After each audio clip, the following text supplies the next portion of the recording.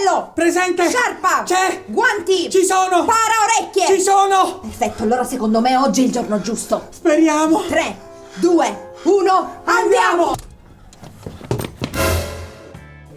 Febbraio! Ma lo vuoi capire che tu sei in inverno? Inverno! Chi cazzo c'entra il sole e il suo cielo azzurro? La senti sta puzza di sudore? Non c'entra niente in questo periodo! Non è puzza di stagione! Andiamo, che è feto! Guarda, lasciamo!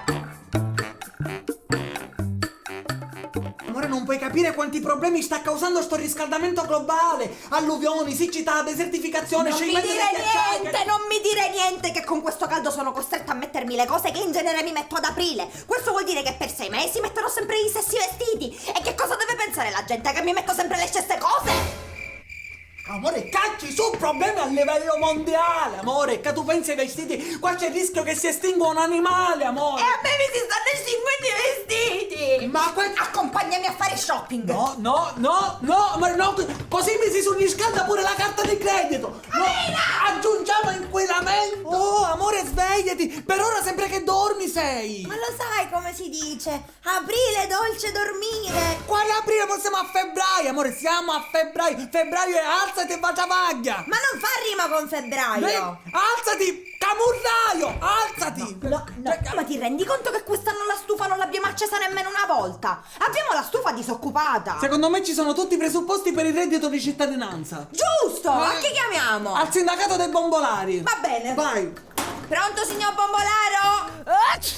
Ma com'è che febbraio già c'ho l'allergia? Amore, aiutami! Oh, io già sto preparando il falò di Ferragosto, non mi disturbare. Sto starnutendo con 2 mesi d'anticipo! Giova, questo dove lo mettiamo?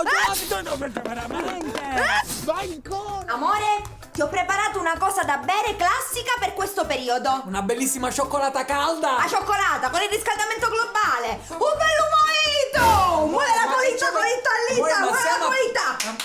Amore, muove la colita, ritta, muove la colita! Siamo a febbraio. Suame! Suame! Suave! Si dice suave comunque. Suavemente! Bésame! Te quiero morir!